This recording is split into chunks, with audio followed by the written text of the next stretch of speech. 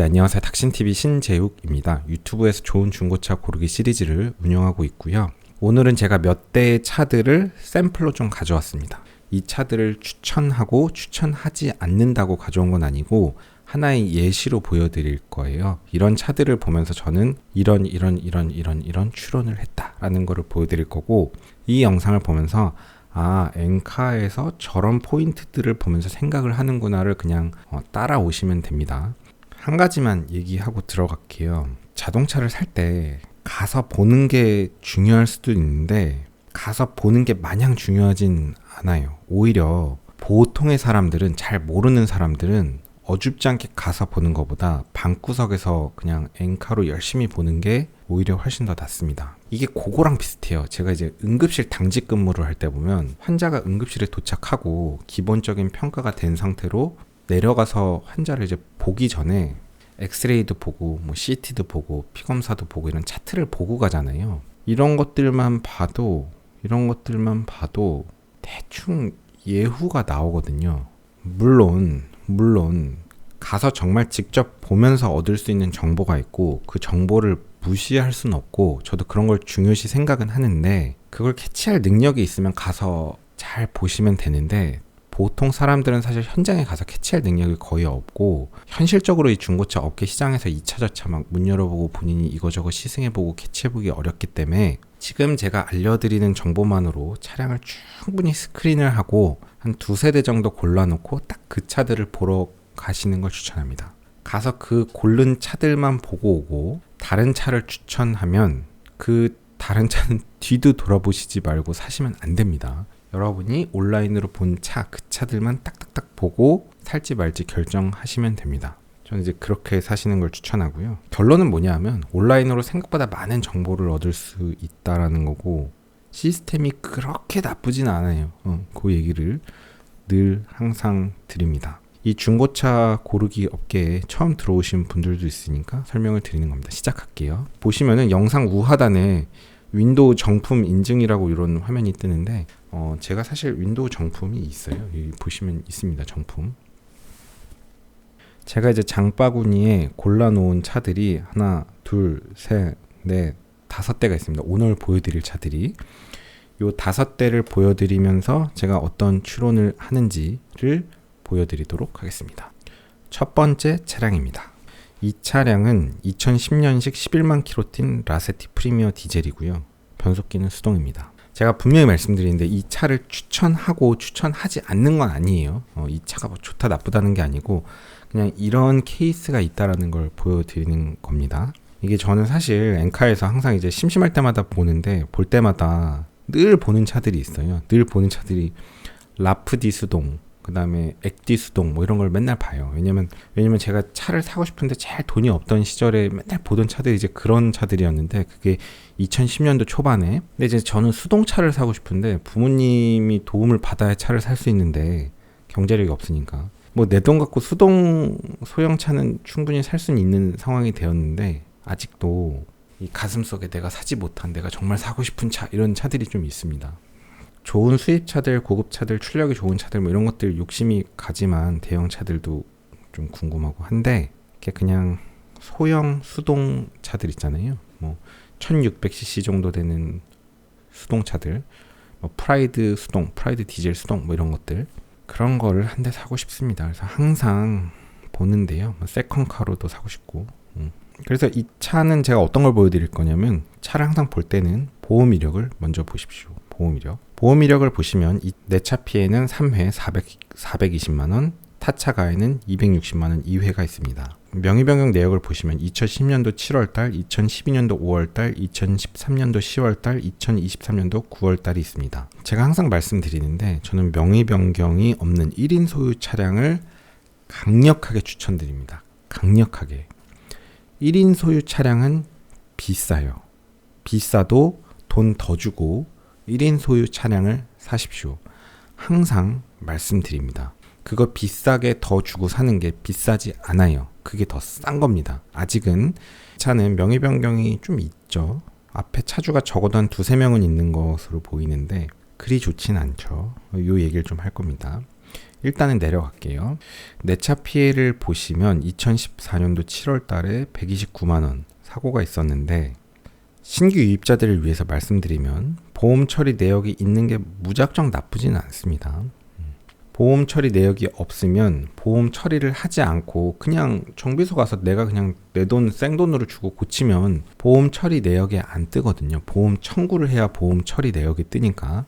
그래서 사실 알 수가 없는데, 그래서 보험 처리 내역이 아예 없는 것도 좋진 않아요. 좀 의심이 간다는 거죠. 엄청 큰 사고가 났는데 보험 처리를 안 하기는 쉽지 않기 때문에 어쨌든 대충 보험 처리 내용만 봐도 스크린이 됩니다. 우리는 이런 찌끄레기 같은 것들은 보지 않아요. 우리는 이게 굵직굵직한 사고만 봅니다. 때려 박았느냐 안 박았느냐 그것만 중요해요. 그래서 129만 원짜리 정비를 했다. 이 정도는 괜찮습니다. 도장이 80만 원, 공임이 40만 원. 이러면 거의 뭐 그냥 문짝 한 판 정도 한 그런 수준이죠. 문짝 한 판, 두 판 정도 한 수준이잖아요. 뭐 그냥 제가 그냥 이렇게 찍 긁고 지나가도 이 정도 수리비 나올 수 있는 수준이라서 120만 원 정도 수리비는 별건 아니고요. 근데 여기서 19년도 5월부터 23년도 8월까지는 정보 제공 불가능 기간이 있습니다. 그래서 19년도 5월부터 23년도 8월까지는 내 차 피해 내역을 알 수가 없어요. 이 경우는 이제 자기 차량 보험을 이제 미가입 기간인데, 우리가 자동차 보험을 들 때는 자차 보험을 안 들고 탈 수가 있는데 자차 보험을 안 들고 탄 거죠. 19년도 5월부터 23년도 8월까지. 그래서 19년도 5월부터 23년도 8월까지. 지금 마지막 소유자가 13년도에 차를 구입해서 차를 잘 타다가 19년도 한 6년 타고 나서부터는 에이씨, 차 똥값인데 자차 보험도 들지 말자. 자차 보험도 이제 아까워서 안 들고 탄 겁니다.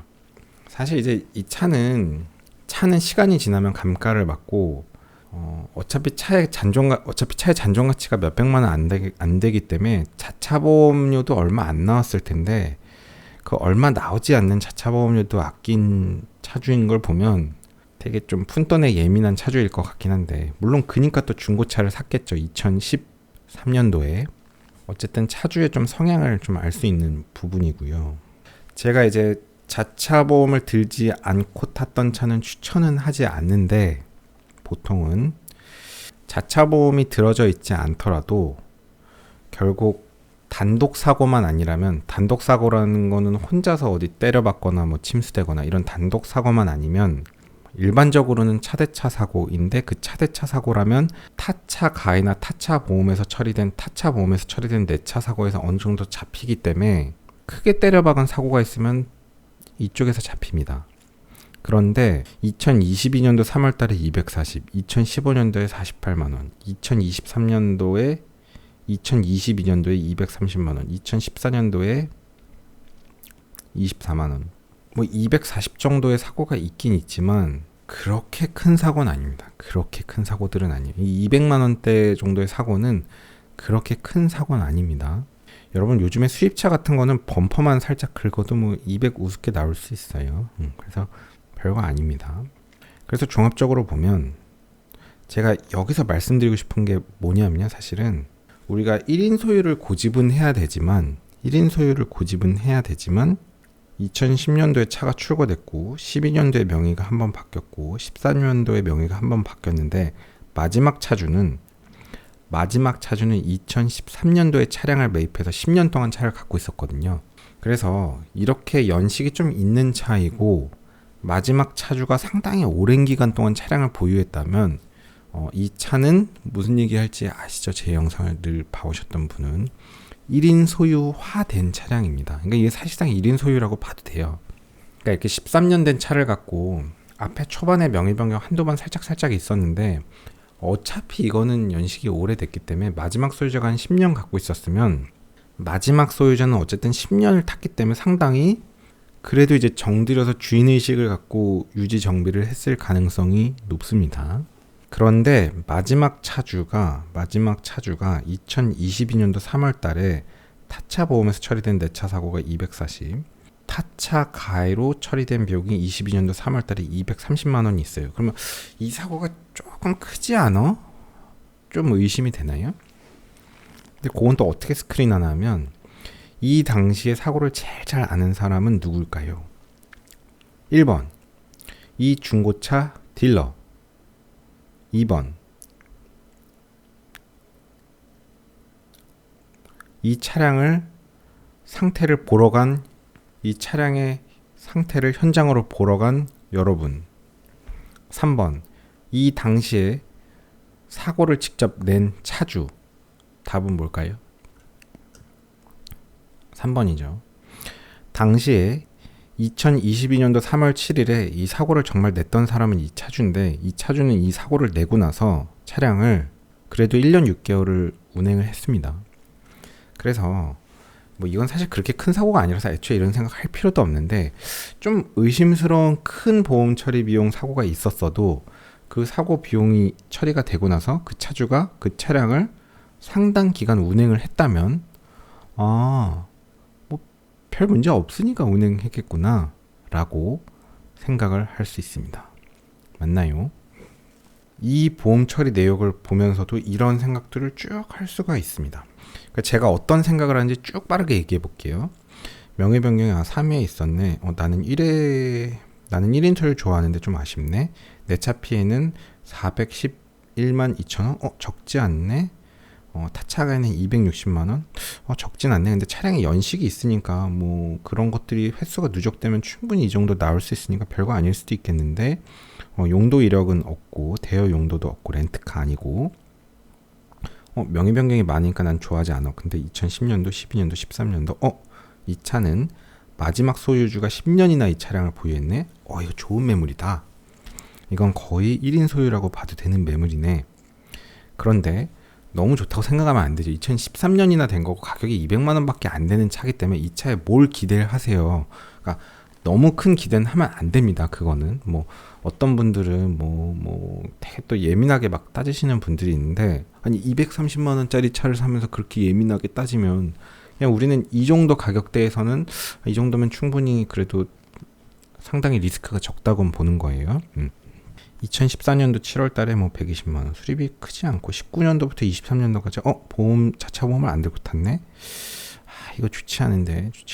근데 이미 이때는 차가 많이 감가가 돼서 차가 잔존 가치가 얼마 있지도 않을 때 그냥 차주가 안 들고 타는 것도 이해가 가긴 가네. 그럼 다른 내역을 일단 좀 볼까? 다른 내역을 봤는데 240 48만 원, 230 24만 원. 별거 없고 22년도 3월 달에가 사고가 좀 있었는데, 이 사고가 나고서 차주가 1년 6개월이나 탔으니까 별건 아닐 것 같네. 일단 보험 처리 내역으로 볼 때는 상당히 나쁘진 않네 라는 생각이 듭니다. 자, 그 다음에 성능 점검을 보시면 앞에 팬더 교환이 있습니다. 팬더 교환은 볼트 플러스 교환하는 거기 때문에 상관없고 뼈대를 먹지 않으면 되는데, 사실 이 휠하우스 쪽에 이 축을 먹으면 좋은 건 아니에요. 사실 팬더 교환이 있는 거를 좋아하진 않습니다. 저는 사실 팬더 교환이 있는 차는 사고 싶진 않은데, 팬더 교환은 사실 얼마든지 할 수 있어요. 그냥 주차하면서 기둥이랑 살짝 비비기만 해도 팬더 교환할 수 있는 거니까. 그래서 어쨌든 성능 기록부 상으로는 뼈대를 먹진 않았습니다. 이런데 누유 내역은 없는데, 난 누유가 없다는 게 더 이상해. 이 정도 연식이면 있을 거예요. 그래서 그 정도 생각을 할 수 있고, 이 차량을 판매 중인 딜러를 한 번 더 확인하는데, 요거를 누르면 이 차량을 판매 중인 딜러의 다른 매물을 볼 수가 있습니다. 그래서 이 딜러는 2007년도에 가입한 계정이고 누적 판매 대수가 한 2,000대가 넘는 굉장히 판매량이 많은 딜러입니다. 그래서 이런 분들은 이제 오늘은 있고 내일은 없는 분은 아니기 때문에 이제 진짜 개판인 매물을 갖고 있지는 않습니다. 제가 항상 말씀드리는데, 딜러는 딜러의 어떤 행동 패턴과 성향이 있거든요. 딜러도 물건을 사다가 재판매하는 사람이기 때문에 딜러의 성향을 좀 정확하게 분석하기 어려운 딜러들도 있는데, 이 딜러분은 이 계정은 여러 번 저도 봤던 거라서 워낙 이제 메이저한 쪽이라서 긴 얘기를 할 필요도 없는데, 딜러의 성향을 좀 파악하는 것도 굉장히 중요한 요소입니다. 왜냐면 딜러는 전문가고, 이 전문가는 차량을 매입할 때 그 본인이 매입하는 어떤 그런 좀 성향이 있거든요. 그래서 완전히 뼈대 먹은 사고차만 전문적으로 매입해서 그 차만 수리해갖고 판매하는 딜러는 거의 그런 차들만 갖고 있어요. 근데 그런 추론이 좀 애매하게 안 되는 그런 딜러들도 있는데, 그런 경우는 또 우리가 하나의 리스크 인자로 봐야겠죠. 이해 가시죠? 이 차는 어쨌든 제가 이런 생각들을 합니다. 다음 예를 보여드리도록 하겠습니다. 시간상 빨리 진행할게요. 지금부터 이 차는 2012년식 21만 킬로인데 보험 이력을 보겠습니다. 보험 이력을 보면 명의 변경이 6회, 내차 피해는 2회 있고 140만 원, 타차 가해는 없습니다. 보험 처리 내역으로 볼 땐 이 차가 훨씬 좋네요. 근데 이 차는 명의 변경 횟수가 2012년도, 21년도, 21년도, 22년도, 23년도, 23년도. 그래서 쓰면서 이게 딜러 상사로 명의가 넘어갔고 차주한테 넘어갔던 게 있기 때문에 실제로 이게 다 차주가 바뀌었던 건 아닐 수는 있는데 어쨌든 최근에 굉장히 명의 변경이 좀 잦습니다. 이 차는 나쁜 차일까요? 어떻게 생각하시나요? 나쁜 차일까요? 이 차는 나쁜 차인지 아닌지는 알 수는 없죠. 근데 우리는 어쨌든 리스크를 감소시키는 게 목표잖아요. 이건 상당히 그리 좋은 리스크 인자는 아닙니다. 저는 이런 차는 굳이 막 가서 내가 테스트를 해보고 싶지 않고 그냥 제낍니다. 중고차를 살 때는 항상 이런 생각을 하셔야 돼요. 우리는 한 대만 사면 돼요. 한 대만. 우리가 차를 막 50대 사야 되는 게 아니잖아요. 50대 사야 되면 어쩔 수 없이 이런 차를 사야겠죠. 근데 여러분은 한 대만 사면 되잖아요. 잘 이렇게 매복해가지고 계속 보십시오. 언젠간 정말 조건에 딱 맞는 그런 차들이 나옵니다. 그런 차들이 나올 때까지 기다리세요. 그리고 그런 차들이 나와서 살까 말까 하다가 팔리거든요. 놓쳐요. 그럼 어떻게 해요? 이 차 진짜 좋았는데 이 차 놓쳤네. 조금 있으면 더 좋은 차 나옵니다. 더 좋은 차 반드시 나오고요. 그 차를 사게 되면 그 전에 놓쳤던 차 생각나지 않습니다. 제 나이 처먹고 나서 하는 얘기지만 뭐 여자친구도 그렇잖아요. 옛날에 뭐 20대 초중반 때 보면 뭐 헤어지고 나면 뭐 세상에 뭐 이런 사람 다시 못 만날 것 같고 하늘이 무너지는 것 같지만 또 다시 다음 사람 만나면 행복하게 잘 살고 뭐 그러잖아요. 그러다 보면 이제 나중에는 뭐 그런 것도 아무 의미도 없다는 생각이 들게 되긴 하는 단계에 이르는데 어쨌든 그래서 침착하게 매복해서 잘 보시면 됩니다. 그래서 차를 진짜 살 때 이 실력이 무르익으면 시장에 나와 있는 내가 어떤 살려는 그 차종의 그 가격대로 시장에 나와 있는 모든 차의 매물을 거의 내가 다 알고 있어요. 그래서 이 차 맨날 보던 차고 이 차는 아직도 안 팔리고 있고 이 차 새로 나왔네? 근데 이 차 좀 있다가 바로 없어졌네? 이런 걸 알 때쯤 그때쯤 되면 이제 중고차를 이제 정말 사도 되는 그런 경지에 오른 내공이 쌓인 시점이죠.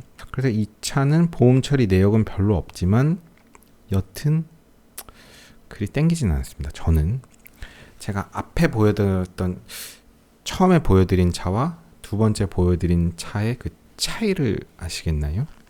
실제로는 두 번째 보여드린 차가 더 좋을 수도 있어요. 근데 이제 카 히스토리를 이런 식으로 추론한다라는 걸 이제 보여드리는 겁니다. 세 번째는 2012년식 4만 1000km밖에 안 뛴 거야?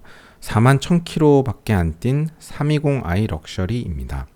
제가 이 차를 왜 가져온지 지금 생각이 사실 잘 안 나는데 일단 뭐 이제 보험 처리 내역을 보면 알겠죠. 근데 이 차 가격은 이제 1,500만 원이고요. 저는 사실 이런 차를 그렇게 아주 좋아하진 않아요. 그러니까 저는 320i 좋아하고 320i 중에 럭셔리 라인을 좋아해요.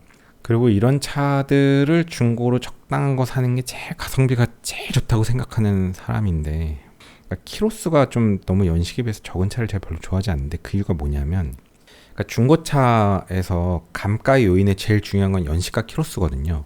명의 변경도 이제 1인 소유 차량은 프리미엄 좀 있긴 있는데 아직 별로 없고 그런 프리미엄 크지 않고 결국 이제 연식이 몇 년이냐 키로수가 몇이냐 근데 이런 41,000km 이런 키로수는 오히려 키로수 때문에 얘가 약간 좀 프리미엄이 붙어요. 이런 차는 그러니까 뭐 감가를 안 맞아요. 근데 저는 개인적으로는 연식은 좀 짧고 키로수가 많고 명의 변경이 1인 소유 이런 세팅을 제가 제일 좋아하거든요. 얘기가 너무 길어져서 길게는 안 하지만 반대되는 견해를 갖고 있는 분도 있는데 저는 연식은 차라리 짧고 키로수가 많고 명의 변경이 없는 차를 좋아합니다. 차를 한 내구 연한을 한 15년까지는 전 충분히 괜찮다고 보거든요. 근데 이 차는 이제 12년식이니까 제가 뭐 중고차고 오래된 차 좋아하긴 하지만 이건 좀 연식이 조금 이런 걸 추천하기는 어렵다라는 생각인데 가격이 이제 1,500이나 받는 거 보면 앵간히 상태가 좋다는 걸 딜러도 알고 있으니까 이 가격을 부르는 겁니다. 그러니까 사기 싫으면 사지 말든지 이러고 있는 거. 가격만 봐도 사실 좀 패기가 느껴지는 물건이죠. 그러니까 사실 차의 상태를 제일 잘 반영하는 건 가격이에요. 가격입니다.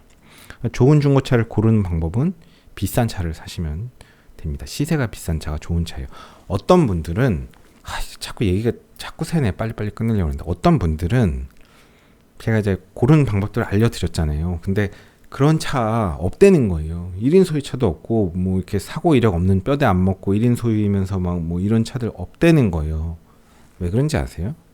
왜 그분한테는 그런 게 안 보일까요? 전 많이 보이는데 엄청 많거든요. 왠지 아세요?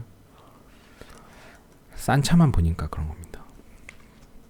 계속 시세보다 뭐 싼 차에서만 계속 뒤지고 있으니까 거긴 그런 차가 없어요.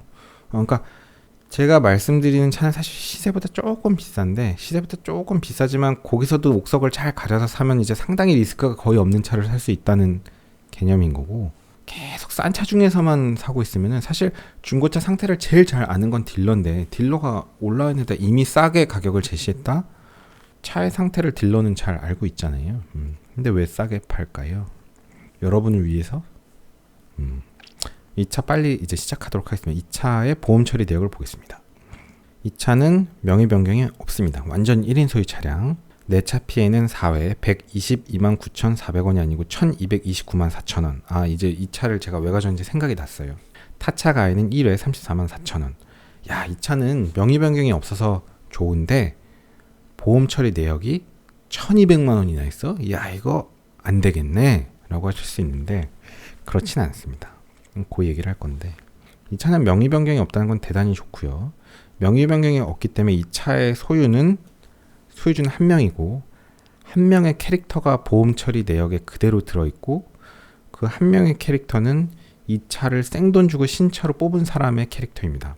이게 그래도 나름 2012년도에 320i 럭셔리를 살려면 그래도 이게 뭐 얼마쯤 했을까요? 5천 몇백 했을 것 같은데, 그 돈을 생돈 주고 신차로 사는 거는 또 구매력이 좀 있는 사람이에요. 이 차량을 10몇 년 탔다는 거는 완전 완납으로 샀을 가능성이 좀 높고, 그런데 키로수가 이렇게 또 적다는 거는 거의 그냥 정말 그냥 대치동 미도 아파트 살면서 그 앞에 학원에다 애 데려다 주고 뭐 거의 현대백화점만 다니고 뭐 그런 목적으로 탔던 차일 가능성이 높아 보입니다. 거의 차주의 캐릭터가 거의 보이는 느낌이죠. 그래서 보험 처리 내역을 보니까 2012년도에 400만원, 2021년도에 93만원, 2020년도에 300만원, 2019년도에 380만원, 2012년도에 34만 4천원. 자, 보험 처리 내역이 300만원, 400만원짜리들이 줄줄이 있고, 거기다가 토탈 1229만원. 이 차는 사고가 많아 사면 안 돼! 그럴까요? 저는 좋게 봅니다. 좋게 봅니다. 그러니까 스토리로 볼 때 이 차는 이 보험 처리 내역을 벗어나는 뭔가 사고는 없을 것 같다라는 생각이 강하게 듭니다. 이 차주는 그냥 뭐 했다 하면 다 보험 처리하는 차주일 것 같아요. 400만 원 사고 크지 않냐라고 하실 수 있는데요. 수입차는 400만 원 정도 우습게 나옵니다. 부품 200, 공임 70, 도장 140. 별거 아닙니다. 이 정도는. 사실 내부 프레임을 먹어서 차대 축이 건드려지고 링크가 건드려지고 이러면은 뭐 그냥 돈 1,000만 원 우습게 넘기는데, 400만 원 정도 그렇게 큰 거 아니고요. 제가 오늘 말씀드릴 게 이건데, 연식이 있는 수입차는 누적 정비 내역이 한 1,000만 원이 넘는 게 그렇게 큰 정비가 아닙니다. 그 얘기를 드리려고 왔어요. 그러니까 차가 연식이 있으면 누적으로 정비 내역의 가격이 쌓여서 생각보다 보험 처리 내역이 꽤 큰데, 연식이 있는 수입차들은 1,000만 원 정도는 다 가지고 있다라는 그 얘기를 드리고 싶어요. 그 얘기를. 그래서 이 차는 성능 점검 기록부를 보겠습니다. 성능 점검 기록부를 보시면 팬더 교환 있고 문짝 교환이 있는데요.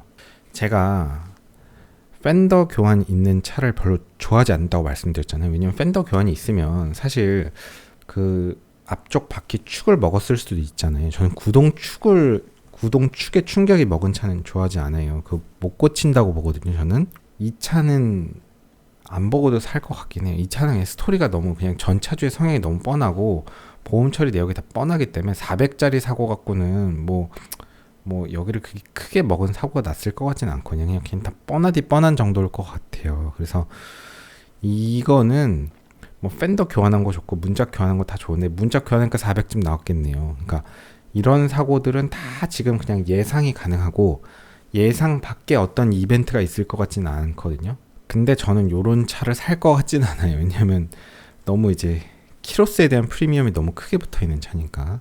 이 차를 추천하고 안 하고가 아니고 저는 이 스토리를 여러분들한테 알려드리는 거예요. 다음 차량 보겠습니다. 2018년식 11만 킬로 뛴 320i 보험 처리 내역을 보겠습니다. 왜 가져왔는지 생각이 안 나네. 이 차량은 명예변경 횟수 1회, 그 다음에 내차 피해는 3회, 511만 6천원 있습니다. 2018년도 2월달에 최초 출고됐고 2023년도 8월 21일 최근에 명예변경이 된데 이거 아마 상사로 명예변경이 된 것 같아요. 그래서 이 차량은 아마도 1인 소유 차량입니다. 이 차량은 그래서 1인 소유 차량인데 2018년도부터 23년도까지 약 5년 동안은 자차 보험을 안 들고 탔습니다. 이게 이제 수입차는 자차 보험이 꽤 비싸거든요. 자차 보험이 꽤 비싸서 자차 보험만 안 들면 사실 뭐 국산차나 보험료가 차이가 없죠.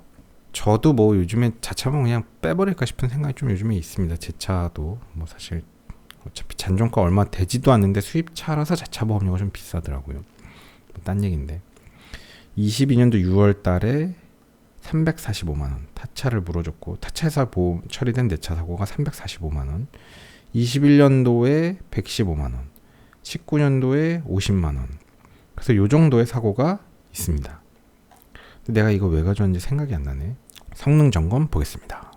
성능 점검을 보시면 외판 문제 없고 뼈다구도 문제 없습니다. 그리고 이 차량은 엔카에서 한 번 더 진단을 받았는데 엔카에서도 외판 뼈다구 문제 없다고 했습니다. 이 차량은 1인 소유 차량이고 막판에 자차 보험을 5년간 안 들고 탔으니까 약간의 리스크는 있지만 1인 소유 차량의 프리미엄은 높다 그랬죠. 첫 차주는 이 차를 생돈 주고 사는 사람이니까 차주의 1인 소유 차량인데 뭐 막판에 안 들고 탄 건 또 이해도 가고 엔카 진단까지 받았는데 엔카 진단에서도 외판 뼈다구 문제 없고 성능 보증도 성능 점검 기록부도 이상이 없고 그렇다면 이 차량은 진짜 무사고 차량일 가능성이 높습니다. 제가 여기서 무사고라고 하는 건 외판의 판금 교환을 얘기하는 거예요. 우리가 뼈다구를 먹지 않으면 무사고라고 하죠. 뭐 외판의 교환이나 이런 건 상관없습니다. 사실 이 차는 어쨌든 외판의 교환도 없는 거고요. 심지어는 그래서 이 차는 괜찮은 차인데 이 차를 제가 왜 가져왔냐면 생각이 났어요. 1인 소유 차량이고 연식에 비해서 키로수가 조금 있어서 이 차는 상대적으로 키로수에 대한 감가를 좀 맞았어요. 연식은 한 5년 정도니까 나쁘지 않고 아직 한 10년 탈 수 있고 키로수가 11만 키로가 되면 10만 키로를 넘어가면 중고차 시장에서는 인기가 확 떨어져요. 사람들이 이제 10만이면 막 뭐 고장이 나네 어쩌네 막 그런 게 있거든요. 그렇게 생각을 하세요 보통. 실제로 별로 그렇진 않은데 그래서 이 차는 키로수에 대한 감가를 받았고 저는 이런 차를 좋아하죠. 근데 이 차를 제가 왜 가져왔냐면 이겁니다. 짜잔! 타이어가 피렐리예요. 자, 1인 소유 차주니까 이 타이어를 교환한 사람은 이 차를 운행하던 사람인데 타이어를 피렐리로 교환했다라는 거는 이 차주는 차량 정비를 함에 있어서 아주 막 푼돈에 인색했던 차주가 아닙니다. 맞나요? 제가 피렐리 타이어가 좋다고 생각하진 않아요. 왜냐면 한국 타이어가 실제로 세계 뭐 완전 메이저 타이어 회사니까 세계 거의 한 7대 브랜드에 들어갈 텐데 우리나라가 자동차 강국이잖아요. 자동차 메이저 생산국인데 결국 자동차를 잘 만드는 나라가 타이어도 잘 만들어요. 우리나라가 결국 또 타이어에 대해서 상당히 메이저한 국가인데 뭐 금호 타이어 이런 거 이제 넘어갔지만 한국 타이어 이런 거 굉장히 브랜드 랭킹이 높습니다. 그래서 한국 타이어가 나쁘다고 생각하는 건 아니고 저는 사실 뭐 수입 타이어에 별 환상 없는데 현실적으로 값이 비싸거든요. 한국에서 살려면 피렐리 한 30만 원 할 텐데 내 짝에만 120 한단 말이에요. 국산 타이어 뭐 넥센이 나쁘지 않은데 넥센으로 교환하면 뭐 40이면 될 걸 피렐리로 하면 적어도 뭐 한 120, 150 들었겠죠. 일상 공도로에서 일상 주행하는 데는 사실 뭐 넥센 한다고 해도 아무 차이가 없을 거라고 보는데 그럼에도 불구하고 이렇게 피렐리로 교환했다. 이 차주는 이 차량을 어떻게 정비를 했을까 대충 예상이 됩니다. 예상이 됩니다. 그 카메라가 과열로 잠깐 중단됐는데 뭐 어쨌든 다 됐습니다. 오늘 대충 그 요점들을 말씀드렸고 뭐 요런 추론들을 하는 거예요. 제 영상들을 보시면 이런 것들을 보실 수 있습니다. 뭐 할 얘기들이 계속 나가면 있는데 계속 줄줄이 3000포로 빠지니까 오늘은 여기까지만 하겠습니다. 오늘도 긴 영상 봐주셔서 감사합니다. 수고하셨고요. 나중에 그런 거 한번 말씀드리고 싶어요. 수입차 수리비가 진짜 막 그렇게 많이 드냐. 요게 좀 제 생각에는 약간 좀 그 어떤 바이어스 같은 게 좀 있는 것 같아요. 어떤 통계적인 오류 같은 게 좀 할 말이 있는데 어쨌든 오늘 여기까지 하겠습니다. 오늘도 긴 영상 봐주셔서 감사합니다. 수고하셨습니다. 고속도로 1차로는 앞지르기 차로입니다. 계속 주행을 하시려거든 주행차로로 내려오십시오. 앞지르기 차로 계속 주행은 단속 대상입니다.